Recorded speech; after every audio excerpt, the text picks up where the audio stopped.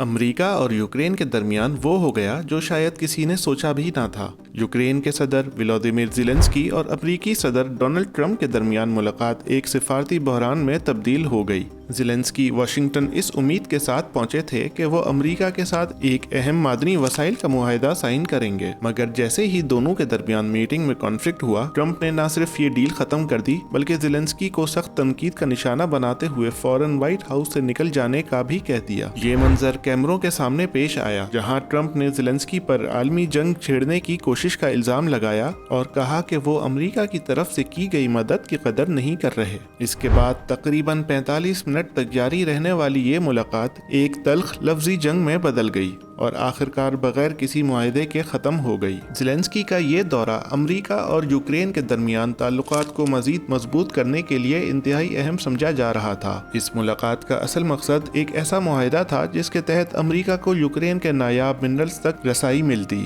جو جدید ٹیکنالوجی اور دفاعی سامان کے لیے انتہائی ضروری سمجھے جاتے ہیں۔ یہ ڈیل یوکرین کی تعمیر نو میں بھی مددگار ثابت ہوتی اور امریکہ کے لیے اپنی بھاری مدد کا جواز بھی فراہم کرتی، مگر جب زیلنسکی نے رشیا کے صدر ولادیمیر پوٹن کے وعدوں پر شک کا اظہار کیا اور کہا کہ رشیا ماضی میں کئی معاہدے توڑ چکا ہے، تو وائٹ ہاؤس کا ماحول اچانک بدل گیا۔ امریکہ کے نائب صدر نے زیلنسکی کو سخت لہجے میں ٹوکتے ہوئے کہا کہ انہیں امریکہ کے میڈیا کے سامنے اس طرح بات کرنے سے گریز کرنا چاہیے۔ جیسے ہی زیلنسکی نے اپنی بات آگے بڑھائی، ٹرمپ نے انہیں کاٹ کر سخت لہجے میں کہا کہ تم عالمی جنگ کو دعوت دے رہے ہو۔ صورتحال اس وقت اور بھی خراب ہو گئی جب ٹرمپ نے واضح کر دیا کہ وہ کسی بھی طرح کی تسلی دینے کے موڈ میں نہیں ہے۔ ٹرمپ نے زیلنسکی کو دو ٹوک الفاظ میں کہا کہ تم اس وقت اچھی پوزیشن میں نہیں ہو، تمہارے پاس کوئی کارڈ نہیں، یعنی یوکرین کے پاس اب اپنی شرطوں پر بات کرنے کا اختیار بھی نہیں ہے۔ صدر زیلنسکی کا یہ کہنا کہ پوٹن پر بھروسہ نہیں کیا جا سکتا، ٹرمپ نے اس بات کو نظر انداز کرتے ہوئے جواب دیا کہ پوٹن نے کبھی ہمارے ساتھ کوئی وعدہ نہیں توڑا۔ اس کے بعد ٹرمپ نے زیلنسکی پر طنز کرتے ہوئے کہا کہ تمہاری پوٹن سے نفرت ہی اصل مسئلہ ہے، تم ہی امن نہیں چاہتے۔ پھر صورتحال اتنی کشیدہ بھی ہو گئی کہ وائٹ ہاؤس کے اہلکاروں نے یوکرینین وفد کو فوراً جانے کا حکم دے دیا۔ دوپہر کے کھانے کے لیے جو ٹیبل تیار کی گئی تھی وہ ویسی ہی چھوڑ دی گئی، کسی نے کھانے کو ہاتھ تک نہ لگایا۔ ٹرمپ نے بعد میں اپنے سوشل میڈیا پلیٹ فارم پر لکھا کہ زیلنسکی ابھی امن کے لیے تیار نہیں ہے، اس نے امریکہ کی بے عزتی کی جبکہ ہم نے اس کی فوج کو بچانے کے لیے اربوں ڈالرز دیے۔ انہوں نے زیلنسکی کو مخاطب کرتے ہوئے کہا کہ جب وہ امن کے لیے تیار ہوگا تب آنا چاہیے، جبکہ زیلنسکی نے ملاقات کے بعد سوشل میڈیا پر پوسٹ کرتے ہوئے امریکہ کا شکریہ ادا کیا اور لکھا کہ ہم ایک مناسب اور دیر پا امن کے خواہش مند ہیں۔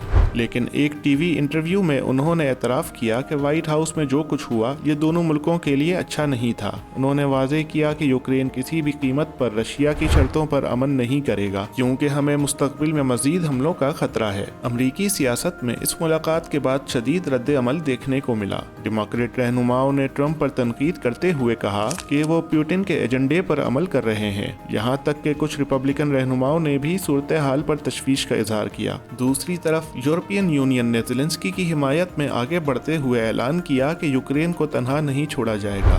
یورپین کمیشن کی صدر نے زیلنسکی کو سراہتے ہوئے کہا کہ آپ کے حوصلے کو سلام، ہم آپ کے ساتھ ہیں۔ یہ واقعہ یوکرین کے لیے ایک بڑا دھچکا ثابت ہو سکتا ہے۔ زیلنسکی واشنگٹن سے ایسی یقین دہانی لینے آئے تھے کہ امریکہ یوکرین کے ساتھ رہے گا اور رشیا کے خلاف کھڑا ہوگا، لیکن ایسا نہیں ہوا۔ اب سوال یہ پیدا ہوتا ہے کہ کیا امریکہ واقعی یوکرین کی حمایت سے پیچھے ہٹ رہا ہے یا اس کے پیچھے کوئی ڈپلومیٹک ریزن ہے؟ اس وقت صورتحال انتہائی نازک ہے اور آنے والے دن یوکرین کی تقدیر بدل سکتے ہیں، وہ اچھی بھی ہو سکتی ہے اور بری بھی۔